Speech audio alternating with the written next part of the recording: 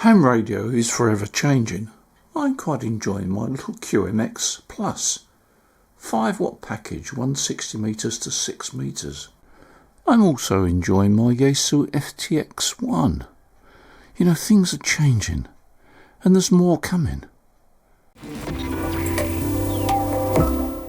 Hello once again, and thank you for joining me on the Waters and Stanton video channel. My name is Peter Waters, and of course I'm Golf 3 Oscar Juliet Victor. Don't forget, at Waters and Stanton we've got a wide range of products. We've got a great website, we do some great part exchange deals, and we get goods out pretty quickly. Provided we get your order before 2 o'clock in the afternoon, we normally get them out the same day.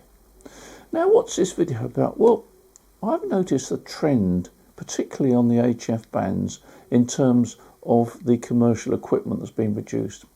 I think probably all started really with the Icom IC-7760. It's been around for a little while now, but that was a great rig, or at least it was an exciting rig when it came out. Still it's exciting, it's still a great rig, very popular, and certainly Icom caused a bit of a stir when they introduced that one. And of course they did announce it before it was available, and that in itself caused excitement.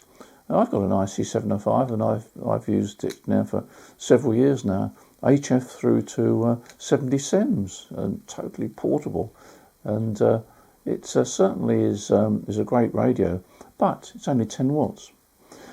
I think what actually happened in recent times was the tendency to remove the big box from the desktop, which is probably good news for a lot of people. Now, obviously the IC-705, it's a QRP rig anyway, so it doesn't take up much desk space. But then along came the 7760, the flagship. Again, it's removed the box from the desk. You can have the box on the desk, of course, but it's basically removed the box from the desk. You've got the small control panel. Then along came the Yaesu FTX1. Again, a removable panel. You can have a small panel on your desk, and the main box can be stowed away somewhere in a cupboard or wherever. And now we've got Xiegu announcing their new radio, again with a detachable head. And we've also got the mystery radio, the Icom X026, I think they call it. We still don't know what that is. I think we're all getting a good idea. So let's have a look at what is actually happening on this HF commercial equipment. Oh, and by the way, Icom have just announced a new product. Slightly unusual product. I'll explain that a bit later in the video. But let's first of all take a look at the latest information we know about the new Xiegu radio. Now, the radio is known as the G7250, and you see the pictures here. It's got a large screen. It's a 7-inch screen. It's removable from the main body, and you can see they've got the design looks good. It looks a nice radio. Standalone on the desk. You see, remove the base unit. Now, as regards tethering the unit, I think we'll see in a minute that the unit is going to be tethered by cable. You'll see on the top left there, you've got a connector there, and on the top or near the right hand side, you've got an identical connector. So I think the actual unit is going to be tethered by cable. It's good to see that it's using power pole connectors, and you'll see that we've got 2 antenna sockets. I think that is just 2 antenna sockets, and not to suggest that we've got dual receive. I think that would be pushing our luck too far. But what Xiegu have done is made it possible to remove the bulk of the transceiver from the desktop, so that you've just got the screen on the desk with the essential controls. Of course, you've got all the main tuning controls. And of course, we're so used to now having screens on our desk that this fits in quite nicely to have a compact transceiver system with just what you need in front of you and everything else tucked away. I think I'm right in saying that Yaesu's FTX1 Optimal was the first Yaesu HF transceiver to have a removable head. The radio covers 160 meters to 6 meters, and you can either use the optional cable kit to connect it to the main unit, or you can use it on its own with the battery which comes supplied with the kit. So you've got a nice portable 6-watt QRP radio. But of course, when it's placed on the desk and tethered to the main unit, which is out of sight, you get a very clean base station that covers 160 metres through to 70 centimetres. Really looks attractive, doesn't it? You can see a trend developing, can't you? And let's now take a look at the Icom flagship radio, the 7760, which was introduced last year and really is quite an amazing radio. Here you've got an HF radio covering 160 metres through to 6 metres. It's got a maximum power output of 200 watts. You can see the head unit is a complete transceiver in its own right, but it connects back to that base unit, which could be under the desk or in a cupboard. And that head unit can be connected to a network, so you don't actually need a cable connection from that radio back to the base unit. That's one of the big attractions of it. Of course, it's got great performance as well. But let's put it on our desk and see what it looks like. Wow, that looks really good, doesn't it? 200 watts of HF power, so much desk space, so tidy. Just needs a decent microphone, doesn't it? Oh, just hold on for another couple of minutes and I'll tell you about a really interesting microphone.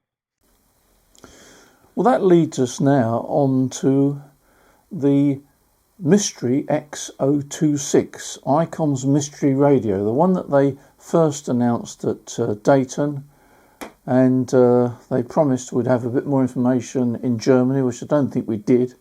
They promised that we will know all about it at the Tokyo Ham Fair, which I'm pretty sure it's the end of this month. So we should know what an X026 is. But there's been a number of guesses, and we know it's a radio with a detachable head unit, which is following the trend that we're following in this video. And it's almost certainly, I would say, HF through to VHF or UHF, in other words, HF to 70 SEMS. That would seem to be the case because they are missing something like that in their range at the moment. I think the interesting thing is going to be, is it network ready, and is that head unit going to follow the trend of the 7760? In other words, is that head unit going to be able to be networked separately so that you can connect it to the base unit without any tethering at all? That would be quite a step forward, because it could mean that you've got a complete network radio there used for remote control from elsewhere in your house or elsewhere in the world. We'll have to wait and see. I would be surprised if Icom didn't come up with something really breathtaking. That's their trend, really. When they come up with a new model, they tend to have something. There's a hook there that really hooks you onto it. The 705, of course, was really the first of its kind. The 7760 with its detachable head unit and network ready for remote operation, and the X026. Well, we haven't got long to wait, have we? But unfortunately, we have to wait. We shall see. Now, I promised you details of a new microphone. It's an Icom microphone. It's difficult to get too excited about a microphone, but this actually is a little bit different. It's just been announced by Icom UK and it'll be available in a month or so's time. But let me show you and tell you what I know about it. The new microphone is a base station microphone known as the SMJ1 and is a joint development between Icom and an outside audio consultant. It features dual elements and has a built-in anti-pop filter, so there's no popping when you speak closely to the microphone. Although it's a desktop design, the microphone can be removed and mounted on a boom arm.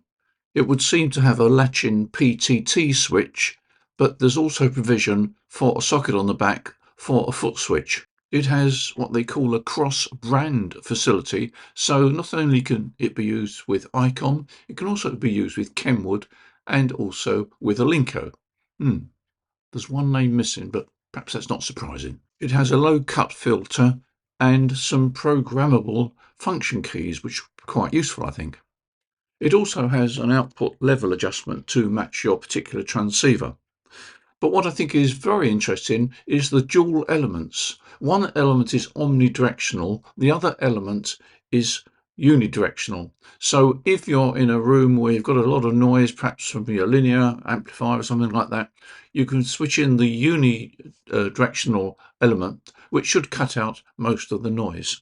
The unidirectional microphone will of course also cut out room reverberation. Now, as remote operation is becoming more popular, as we've already mentioned in this earlier part of the video, it also has facility for plugging directly into your computer. It's got a USB-C connection, so if you're operating remotely, you can still use this microphone plugged into your computer to control your remote station. So an interesting microphone. And also you can see how detachable heads, remote head units, are going to help us with remote operation. It's also going to help us to have desks which are less cluttered, which in many cases may be very welcome. And some hams, of course, may yearn for all the gear in front of them, as we've seen over many, many years. The choice is yours. But I do think that we are coming into an area where remote screens are becoming more and more popular. It doesn't mean to say that you've got to clear your desk completely, but I think some of us could tidy up our desks a little bit. So thank you for your support in this channel. It's much appreciated. Also at the shop, on the website, and we do carry a wide range of products. Don't forget we do some part exchange, and we're sort of renowned now, I think, for running this superstore, which caters for all amateurs, no matter what their interests are. So in the meantime, you take care, you enjoy your ham radio, and as usual, I look forward to seeing you in the next video. Bye for now.